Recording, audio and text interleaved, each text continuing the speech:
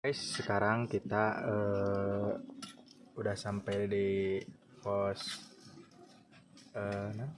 gajah ke kandang badak dan sudah mendirikan tenda juga. Sekarang kita sedang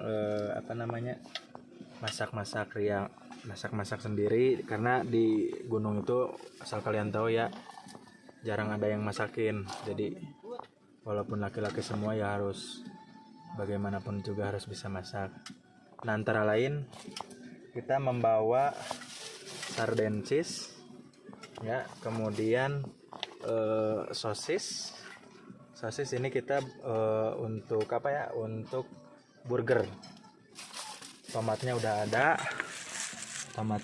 ada, kemudian gula, telur, buah, mangga gitu.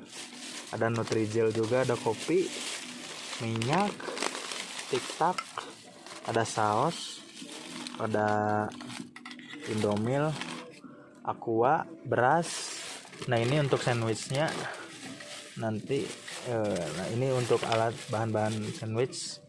Di depan juga ada wortel. Ini ada Hisam lagi masak telur. Di sebelah sana ada Miftah lagi masak nasi ya. Nah, kenapa agak sedikit aneh, pendakian kali ini kita mau belajar sehat, menjauhi dari yang namanya mie instan. Jadi kita diperbanyak buah-buahan, sayur-sayuran, dan makan nasi. Kita anti sama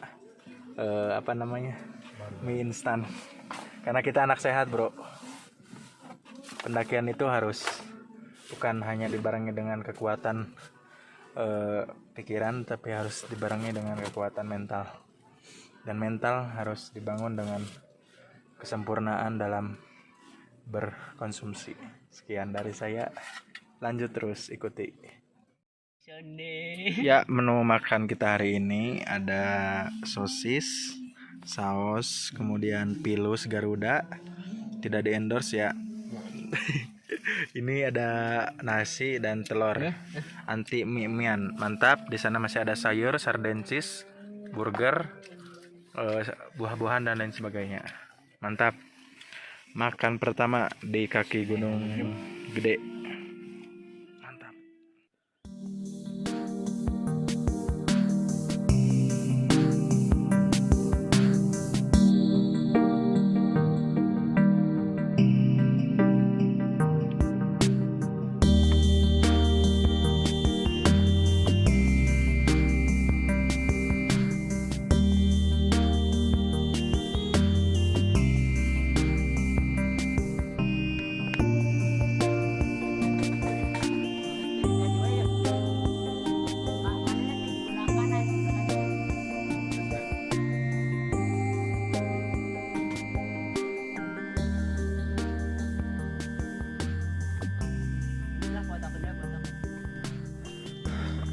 Alhamdulillahirrabbilalamin. Pada hari Senin tanggal 28 jam 5 kurang lebih, saya dan kawan-kawan sampai di puncak Pangrango. Namun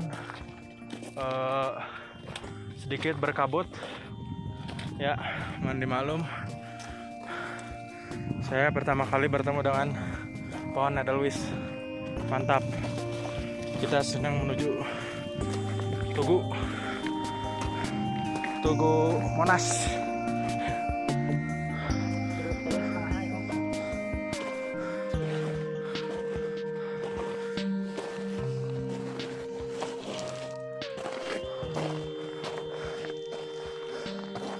Naik 2 langkah sama dengan 1 langkah.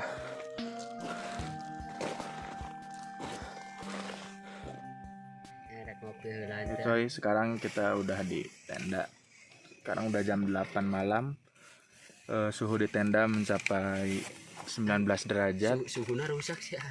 Di luar berkisar 15 derajat, ya cukup dingin.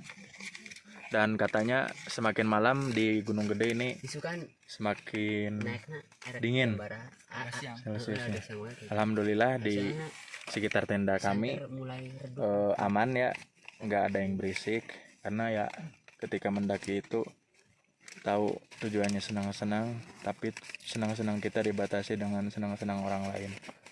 Jadi ketika udah jam 10 ke atas ya baiknya jangan berisik lah ya.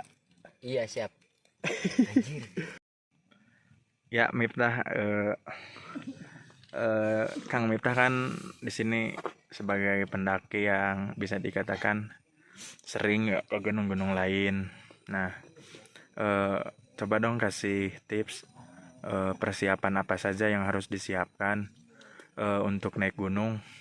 Yang penting-pentingnya itu, yang paling utama terutama bagi pemula. Jadi gini, untuk masalah pendakian sendiri itu yang terpenting dari kitanya untuk pemula itu kesiapannya dulu.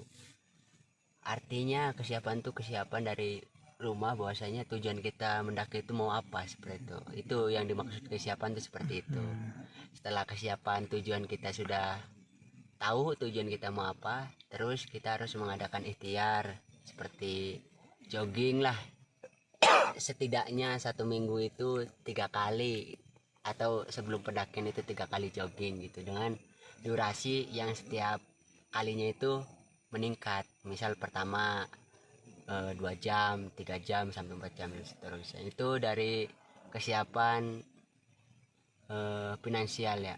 Untuk yang lainnya, selain kesiapan diri kita, tujuan kita juga harus mengadakan atau memiliki alat gitu, yang setidaknya alat itu bisa dipakai untuk individu yang sekiranya bisa menyaman buat kita. Itu kesiapan yang kedua. Itu saja sih untuk bagi pemula. Yang pertama kesiapan dari diri kita, terus tujuan kita apa, yang ketiganya kesiapan individu kita apa aja, seperti kita punya riwayat penyakit. Nah, riwayat penyakit itu obatnya apa, yaitu obatnya harus dipersiapkan seperti itu. Kang Miftah, beberapa tahun lalu kan ada suatu kejadian di gunung itu, apa namanya, ditemukan sebuah yang sudah tidak bernyawa lagi. Iya. Ketika ditemukan tendanya single layer, nggak pakai SB. Nah, bagaimana tanggapan Kang Miftah ketika ada orang yang mau naik gunung nggak punya alat-alat, contoh nggak punya sepatu, ya udah pakai sendal gitu, dengan tidak sepengetahuan resiko yang akan dihadapi gitu. Iya. Tanggapan saya sendiri sih ya, dari menanggapi hal sedemikian rupa yang sudah tidak aneh lagi di pendakian itu.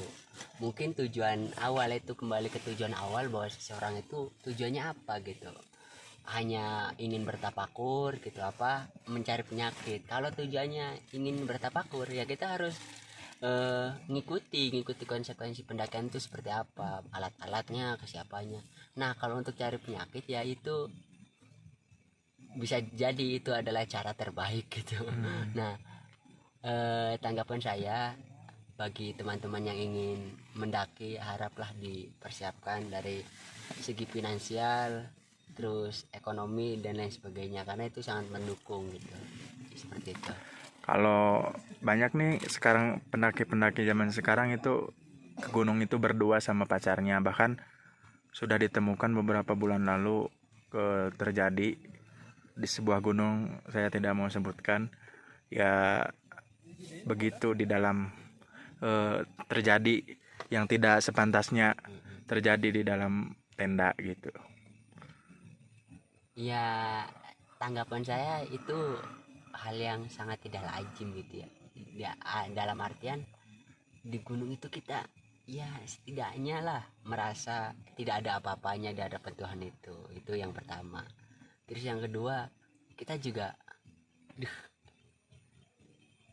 pemikirannya tuh coba diolah gitu ya, masa iya di gunung gitu, kalau ia mau berbuat seperti itu di hotel-hotel itu ternyata lebih nyaman gitu. Kenapa kita harus cari di gunung yang kurang memiliki efek yang sangat besar gitu, baik terhadap lingkungan, terhadap alam, baik terhadap diri kitanya gitu, terutama terhadap lingkungan itunya juga gitu, nama baiknya akan tercoreng gitu, seperti itu.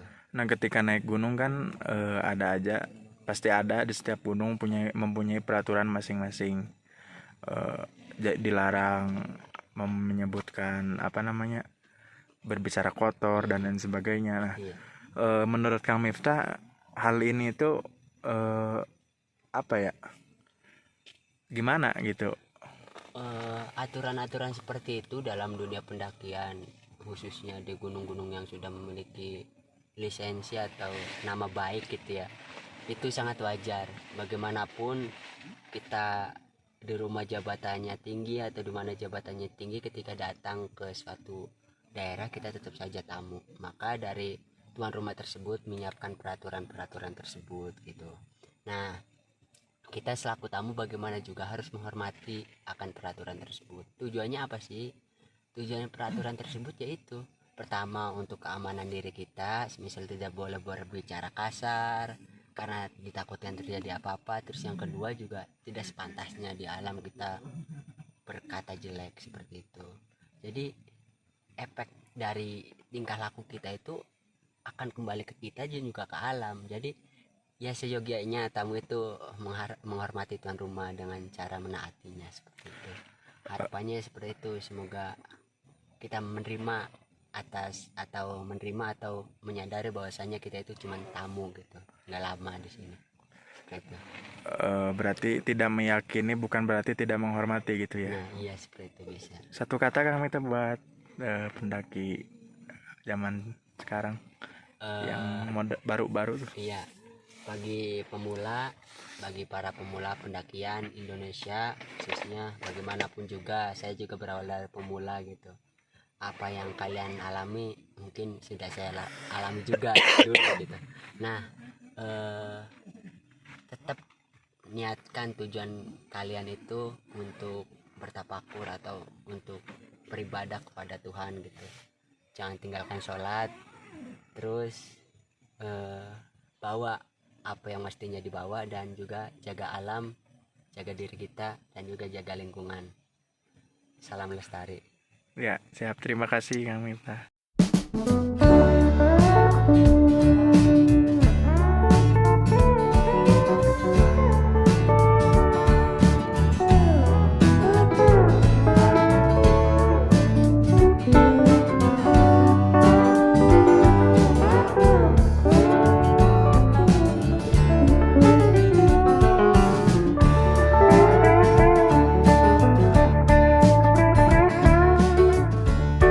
Sekarang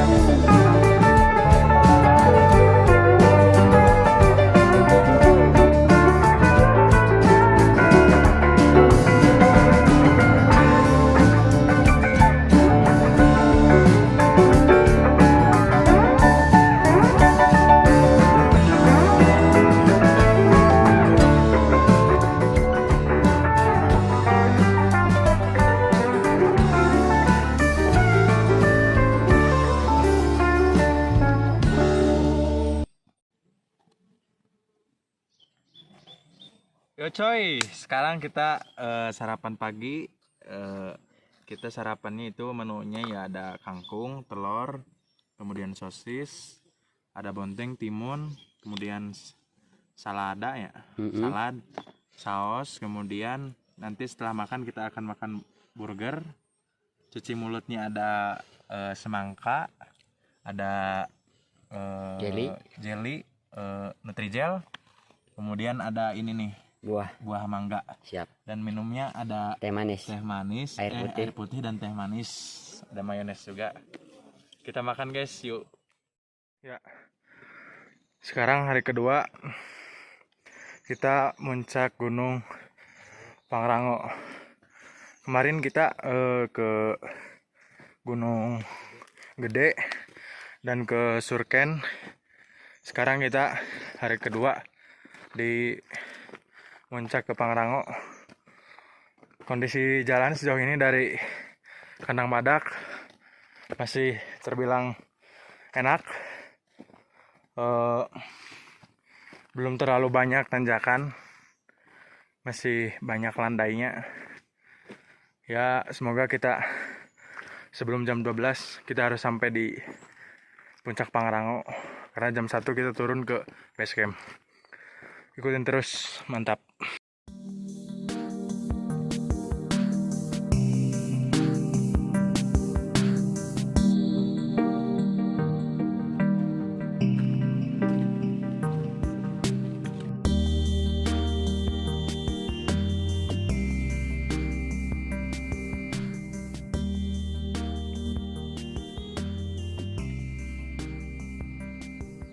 Berapa nak?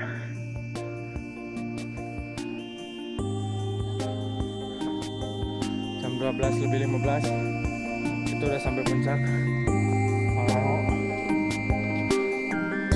Jalan udah di lantai, tapi belum menemukan tugu.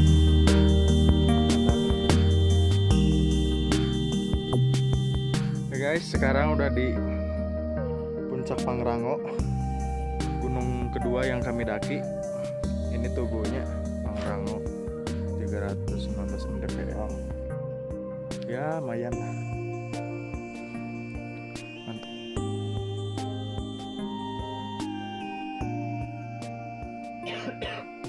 Ya alhamdulillah teman-teman, perjalanan muncak saya bersama teman-teman saya yang lainnya pada kali ini alhamdulillah ini sudah sampai di puncak yang kedua di Gunung Gede. Mohon maaf, Gunung Pangrango. Mohon maaf kemarin saya tidak di vlog karena ke Gunung Gede. Sebetulnya kemarin saya ke sore itu ke Gunung Gede, kemudian jam setengah 6-nya turun ke apa namanya? Surken. Surya Kencana, ke Surya Kencana. Kemudian saya naik lagi ke Gunung Gede untuk pulang. Itu setengah 7 malam. Saya masih di atas puncak, jadi saya sudah tidak memikirkan ngevlog lagi. Nah untuk kali ini saya alhamdulillah puncak kedua sudah ditempuh. Ini Pangrango. Terima kasih untuk kawan-kawan yang belum pernah ke sini. Ayo ke sini karena di sini sangat indah. Yuk, mari kita pergi ke destinasi yang belum pernah kita tuju. Semangat.